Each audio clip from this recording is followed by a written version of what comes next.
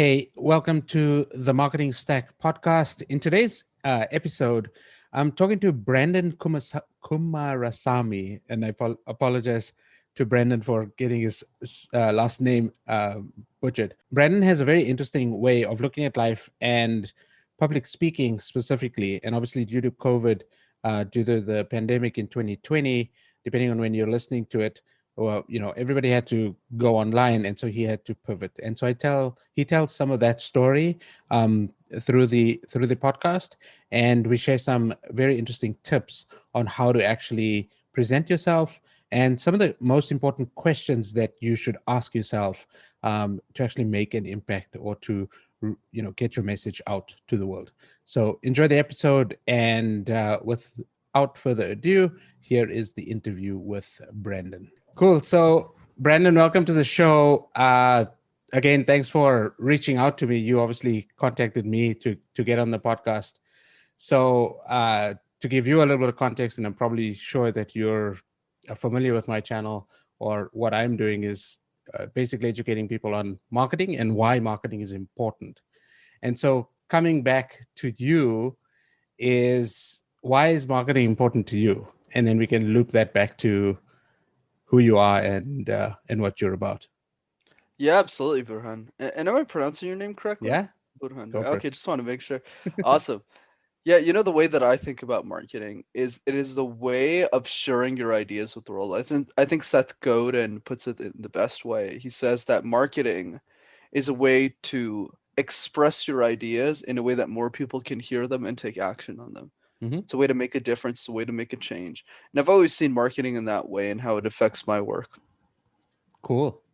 So your work specifically being public speaking, and if I'm correct in saying you live with your mom, you're a six-figure earner, you speak multiple languages. Let me just get your profile up here. You speak English, French, and Tamil. You're in Canada and you own a channel called MasterTalk on YouTube. So tell us about all of those things and how it is that you're still at your mom's place. That's an interesting way of starting the conversation off, man. So yeah, the reason why Master Talk started was when I was in university, Burhan, I used to do these things called case competitions. Mm-hmm. Think of it like professional sports, but for nerds. So while other guys my age were playing, footy or rugby or cricket, things I wasn't really into, I Mm-hmm. applied that same competitive spirit, but to presentations. So I did that Okay. for 3 years, presented hundreds of times, coached dozens of people. Not really to start a business or be a speech coach. It was just something I did for fun. And then after I started working in the corporate world, I just asked myself a simple question: how can I make a difference in the world? Hmm. And that's when the idea for Master Talk came to be, because I realized a lot of the content out there on communication is horrifyingly bad. You hear advice like, "Oh, Burhan, you should be yourself," or "get up on stage." And I said, "What are you supposed to do with any of this?" So I Okay. started making videos in my mother's basement. That's what led to Master Talk. And the reason I never left my mom's place is because I think all of the rules in society, make no sense. And I think that one being one of them, especially if your parents are good to you. Obviously, if they're not, then that's a different story. But in my case, since my dream was to build a scalable coaching practice online and to build a YouTube channel, it made a lot more sense to take that $1,000 Canadian that other my friends who had that same level of income were spending in, rent. I was like, Hmm. why should I do that? Why don't I just retire my mother and use that same 1,000 for my to hire a world class video production team? So Sure. that's what I did. Sure. I mean, that's smart. And so, to give you a bit of backstory about me as well, is so I stumbled across minimalism almost out of necessity. I was broke on eating peanut butter sandwiches, couldn't put fuel in my ex wife's, in the car to take my ex wife to work. And so I basically just had to cut down on everything that I had. I sold also a bunch of shit too, because it was just like, we need money for food. So let's just sell whatever we can. And I Wow. got to a point, obviously, where I didn't have any more things to sell. I was trying to start a business. I had started businesses before and failed. So it wasn't like it was the first time. Um, but yeah, it was kind of like, well, let me try to minimize my life, let go of all the things that I thought I needed, and then build up from there. So literally like starting from scratch. And long story short, that's how I ended up in Thailand. Needless to say, my ex-wife didn't come with me, and so that like cut out even more baggage, which actually helped me a lot. Um, Not to say that she was baggage, but you know, Interesting. having a relationship can be challenging and can put a little bit of a burden depending on what the relationship is like. But yeah, I totally understand that decision. It's like, how can you maximize your time? How can you maximize your impact? How can you minimize your costs so that you can use that money in the right ways to do the things you really want to do? So that's interesting. So thank you for sharing that. I love that. A small joke I told my friends all the time. We used to call it not having money for breakfast. And I would wake up, I'd never have breakfast because I came from a poor family. And today we call it intermittent fasting. So there you go. Yeah. It's just a different skin on the cat, I guess. Yeah, there you go. So why did you specifically choose public speaking? Because as a speaker or as somebody who communicates well, you could have done copywriting, you could have done ad creatives, you could have done so many different things because the medium that we communicate with is language and speaking. So why public speaking specifically? That's the right question to ask, man. And you're especially right on the point that most people who are great communicators aren't actually coaches. They're Right. people like Tony Robbins, they're motivational speakers, they're CEOs, they're executives, they're people at the echelons of society. So why did I decide to be a coach? I think for me, the overarching question has always been never what are you passionate about. I think people who ask themselves that question, most of them will hit a wall Mm, because passions are very vague in general.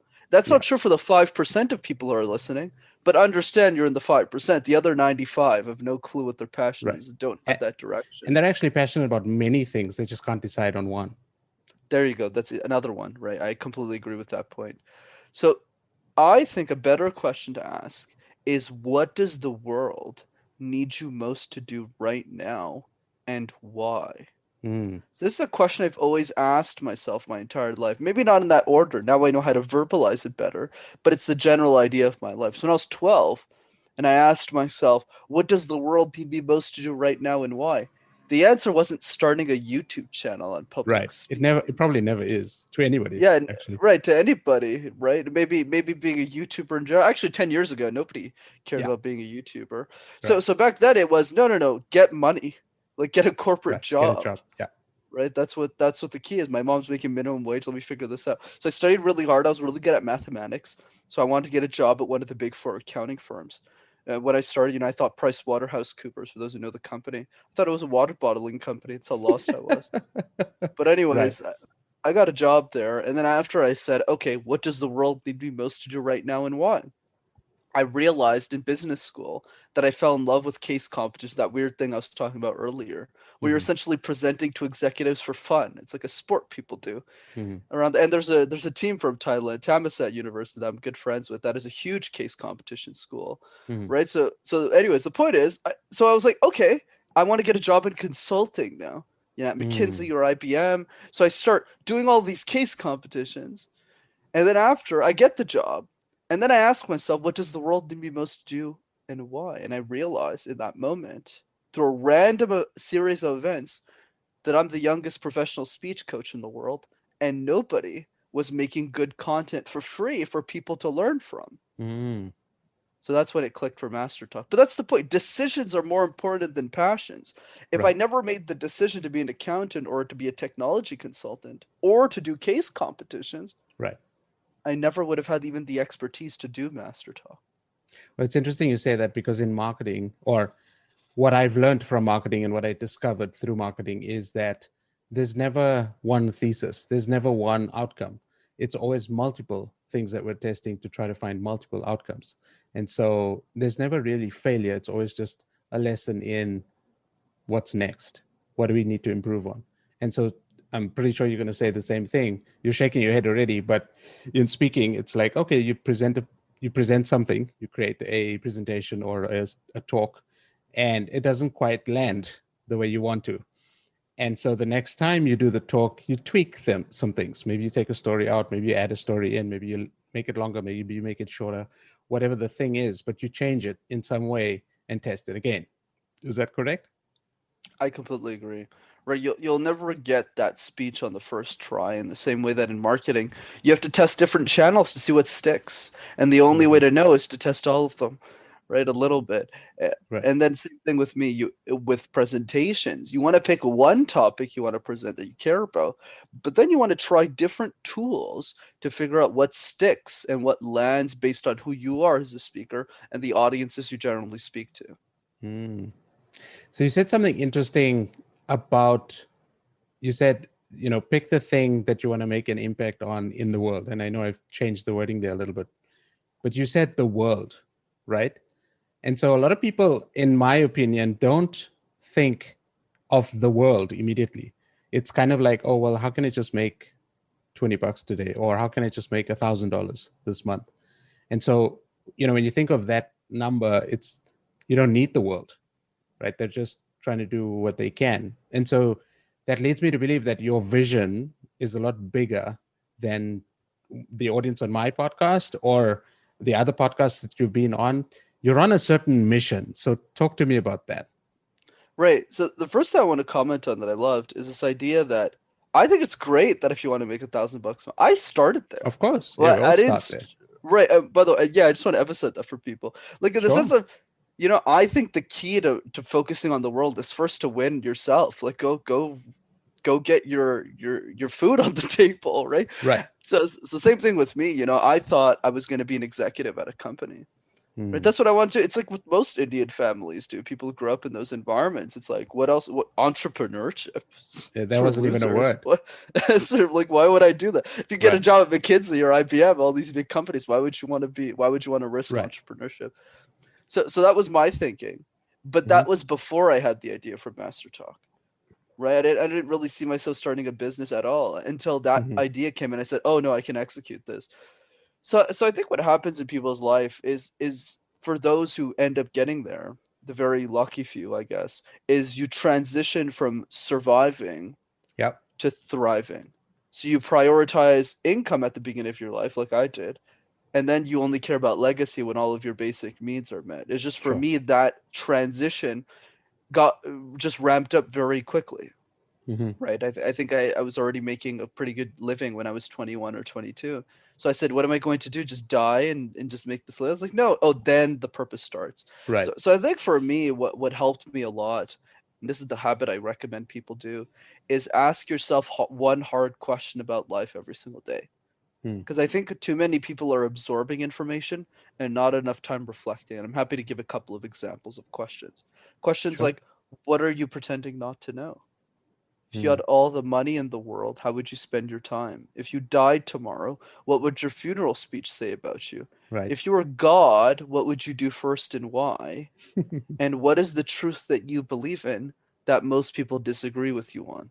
These are questions that are freely available, Right. right? They're there. I'm going to charge you for these questions, but most people aren't asking them.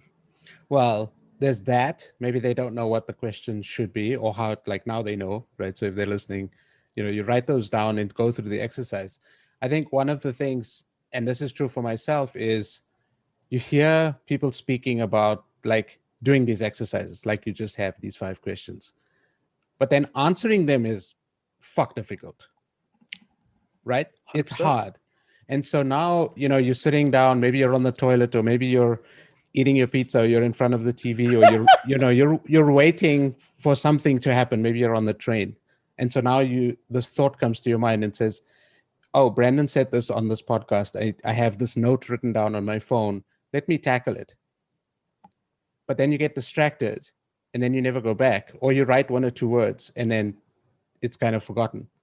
And so for me, it's, when I come across these type of exercises to do, doesn't matter who it is. It could be somebody influential like yourself or Tony Robbins or, one of the other big names in the space, or you read a book and it's like, okay, well, let me actually sit down with a pen and paper and let me think about this.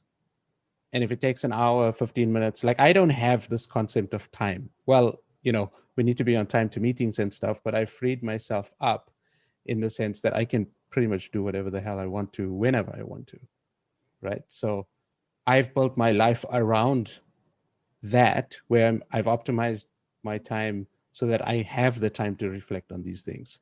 And I think that's part of the reason why I've been successful as well. And it sounds like you're on that mission as well to teach people those skills. So that's awesome. So another question that I had was, you're in the public speaking space. It's 2020. We're going into 2021. The obvious is happening all around us. And so when people think of public speaking, they think of a physical stage with lots of lights and a couple hundred people in the audience, right? You never think of a band member playing guitar in front of 1,000 people when you use the words public speaking. So now that we're in this phase of our very interesting lives, and obviously you have your YouTube channel, but have you switched or have you changed your message for the online environment? Absolutely. I think where most of the messaging has changed, Burhan, is more in terms of the speaking engagements, the way that Mm-hmm. I communicate and dissipate my message. So I'll give an example. Pre-COVID, I never really guested on shows. Never thought to do that. It was more just, oh, I have all these speaking engagements. I fly out to these speaking engagements, meet everyone in person, build relationships that way. Right, When COVID kind of slammed me in the face and all my revenue dropped to pretty much zero, right, I just asked myself. Luckily, I had a day job, so it wasn't too bad. But I kind of just asked myself, "Whoa, what do I do now?" right. So that's when the idea for virtual speaking engagements came, guessing on shows virtually, and then a new set of rules start to create themselves. So I'll give an example. In the online world, it's a lot harder for you to gauge the reaction of your audience Mm-hmm. versus the offline one. So Mm-hmm. if you're in person, if I'm in Thailand and I'm giving you a presentation in Bangkok or something, right? I'm giving you a presentation, I'm saying, okay, and I say a joke. Two things will happen. One, you'll either laugh at the joke and say, wow, Brendan's such a funny guy. Or two, which is much more likely, you'll look at me and go, wow, this guy's not funny. Like, why is he saying a joke? It's just really not, it's not for Interesting. him. Mm-hmm. Right? But either way, I can look at how you're reacting and I can adapt my presentation accordingly.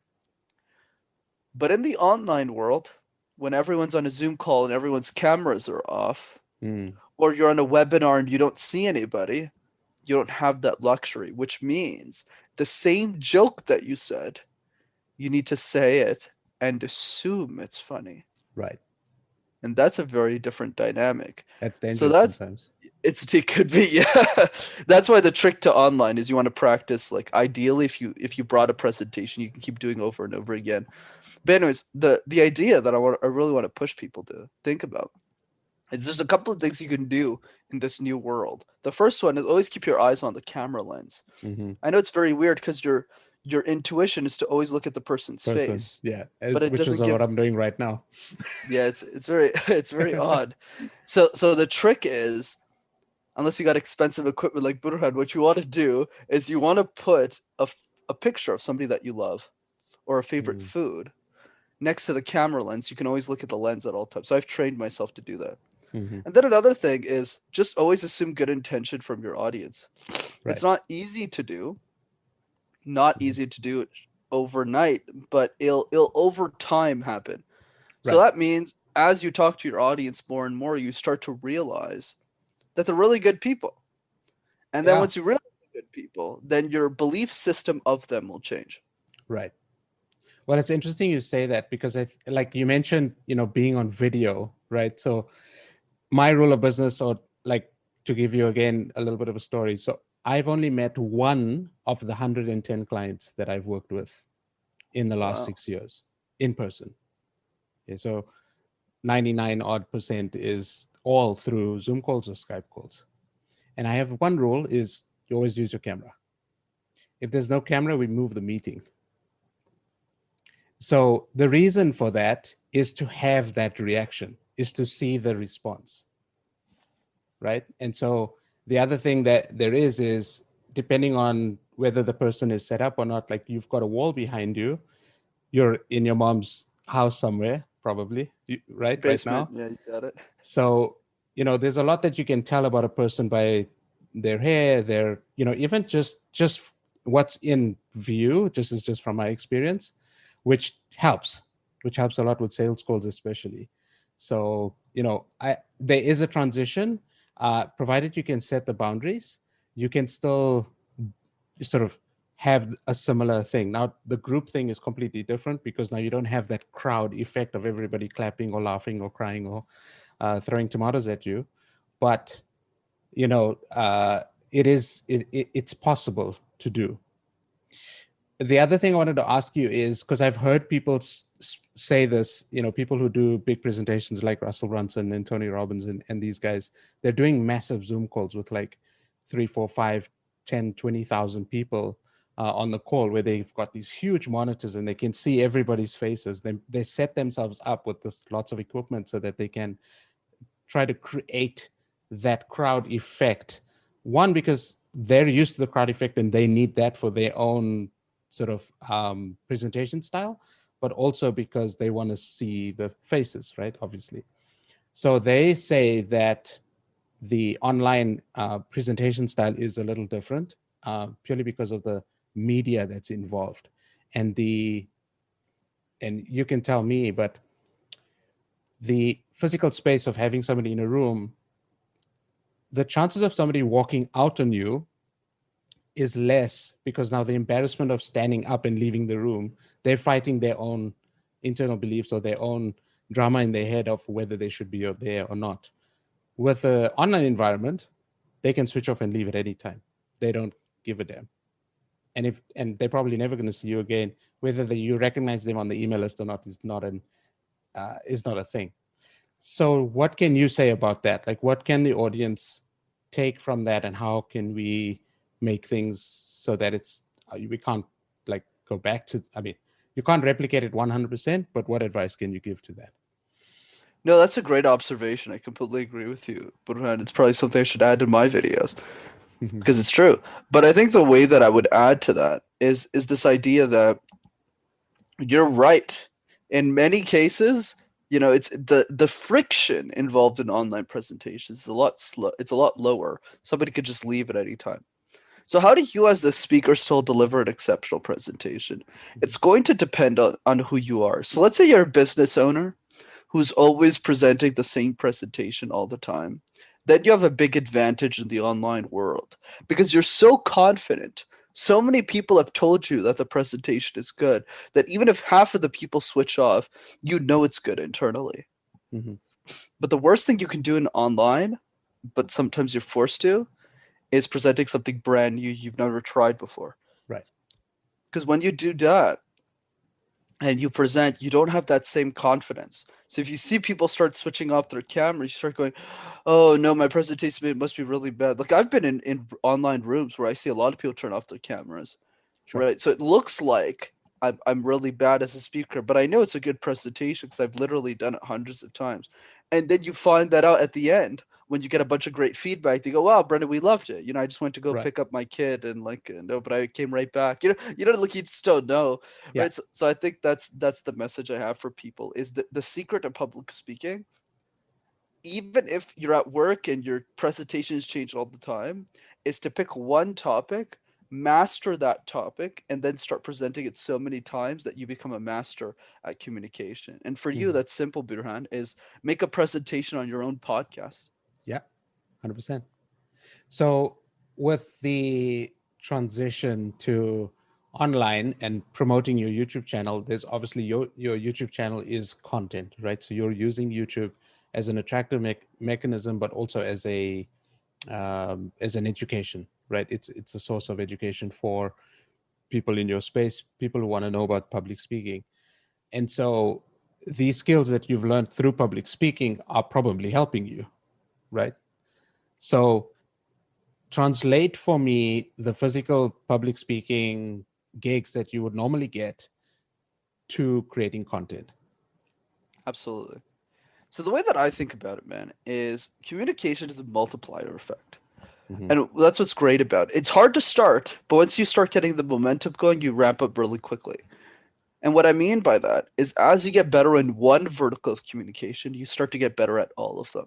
Hmm. So if I'm better at having dinner conversations with my friends, I get better as a podcast guest. If I get better as a podcast guest, I get better as a podcast host, etc., etc. Right? So same thing with this. So when I started presenting on camera, I was actually really bad. Mhm. And if you don't believe me, you could just go check out my first YouTube We videos. They're all still up are. there. We all are. Anyone who's tried a YouTube channel knows.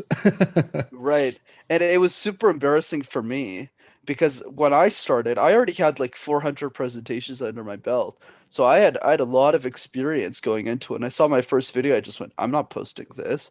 Like Mm, this is horrendous. But I think that the way that this translates to your question is if you have experience in other verticals of communication, the ramp up time for the next scale becomes a lot shorter. So let's say in the case of camera, I was horrendously bad. But because I had so much experience at presentations, I knew how to intensely work on my skill. So I probably presented like 500 times in a year on camera. Like I was nuts. Like I was mhm. so obsessed, and also because I didn't know how to edit any videos, that when I was in the middle of a 10-minute video and I'd mess up, I'd literally start again at the beginning, Oh wow. Okay. right? So because I just didn't have it was just me in Right. my mother's basement, since like right, I was just there with the phone.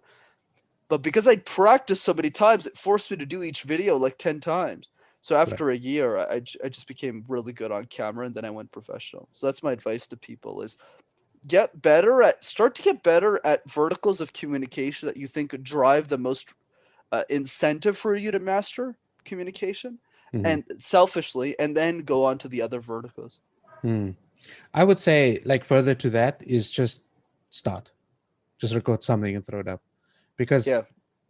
like when it comes to public speaking, and I'll relate this to content as well, is people have this fear. If it's fear of getting on stage, fear of speaking in front of a lot of people.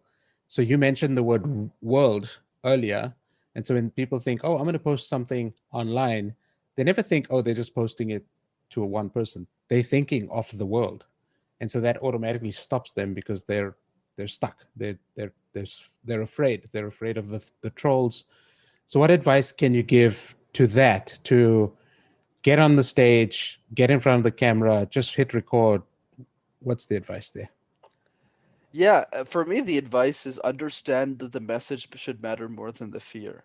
The fear is always Mm, going to be there, right? I can give you an example with a boxing match. So let's say you're in a boxing ring, and one side of the ring is your fear, the other side of the ring is your message. Yeah, sure, the fear mhm, will always be in the ring, but you got to make sure that your message gets the knockout punch. And I'll mm. give you a great example.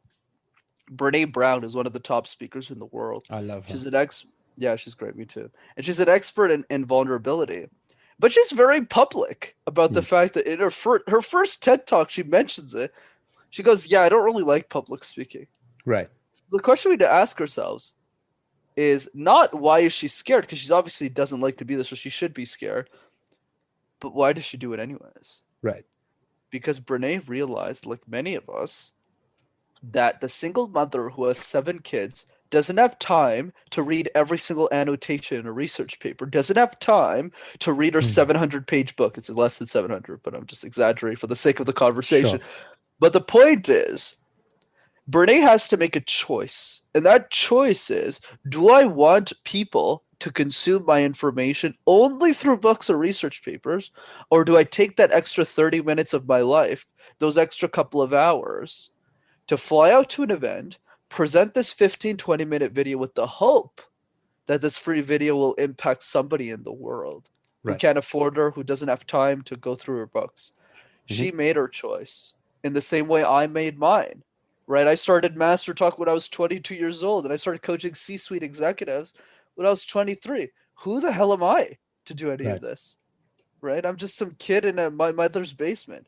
Mm, But I made that choice because I needed to serve the people who were younger than me, the people who couldn't afford a speech coach, who had amazing ideas. I don't know any other speech coach in their 20s who's sharing information like I do on YouTube. It was mm, a choice that I made in the same way that a lot of 14, 13, 12-year olds literally have interviewed me on their podcasts. Right. right? So that's the point I want to drive. It's a choice you got to make. In the same way Brene made her choice and I made mine, now everyone in their audience needs to make theirs. Perfect. I love that, man. So tell me, so about the channel. So what's your vision? Like, you're doing all this content for free. Obviously, there's got to be some monetary component to it. So what's your 2, 3, 5 year plan? Where do you want this to go? Yeah, so definitely at the beginning, and it's worth mentioning, there was no monetization plan. I was planning on doing this for fun as a passion project outside of my executive job, Hmm. right? Or the job I was going to have in 5 years if I kept working. But what I realized over time was I needed to spend more time on this because the world needed me to do this. Right? This is something that I felt I could execute and help more people with because nobody was sharing this at this level. But the other thing is I realized I could monetize this a lot better than I thought initially. Mm. Right? I was like, duh, public speaking coaching is like lucrative. I just didn't. So I've been fortunate to work with a lot of great people and a lot of great clients in it. And it's something it's probably going to replace my full-time income in a couple of months now. But I think the key that I want to drive for people is my vision for Master Talk is essentially to be the next Dale Carnegie. I think the Mm. sad part of Dale's narrative, despite all the incredible work he's done, I have full respect for the guy. He was just born in the wrong time period. Sure. The best way to teach public speaking is through video or podcast if you Yeah. can access the person. He just couldn't have done that, right? Yeah. The technology Just wasn't there. wasn't possible for him. Yeah. Right. And I just happened to be born at the right place at the right time. My parents immigrated at the right moment. I was born in a first world country and all these. I happened to go to the world's largest case competition school. All this random stuff happened where I learned Yeah. 40 years of communication knowledge in four. Yeah. So then I had a choice to make. Do I stay? Do I become an executive? Do I make my $500,000 salary, get married, and hopefully not divorced, and then have great kids and die? I'm just playing with you. But Yeah. or do I go on a mission to help Mm. every single human being in the world? The next Elon Musk, the next Bill Gates, who are probably living in Thailand or in Sure. Cambodia, who can't afford public speaking knowledge because they haven't made it yet. Or Right. do I serve the next geniuses of our society? That sounded a bit more interesting to me. So I still lose a lot of money on the YouTube channel, but now it's starting to bring it back. Well, it's interesting because I've always said this is that we're entirely lucky. We are so lucky to have what we have, to work online like this, for me to meet you. I mean, you're in Canada, right? You're in Yeah. Montreal. And, through my work, and I speak to my kids daily, they're in South Africa.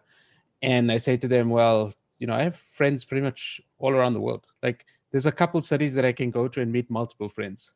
This is like the position we're in. We're fortunate enough to be able to communicate this way. And I'm actually happy in a way that the pandemic came around, because it's opened the world up to the possibility that this can be global, truly global, right? And it opens up more opportunity, more accessibility to people, just more technology, just everything is better.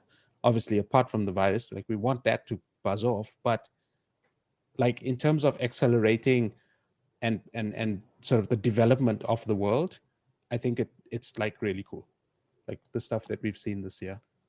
It's shocking how much we agree today. Like seriously, I agree with every single point you made, especially this one, because what's fascinating about COVID is it's the first time in a very long time in human history where we can all relate to each other, Yeah, regardless of where we it's live. a common factor, 100%.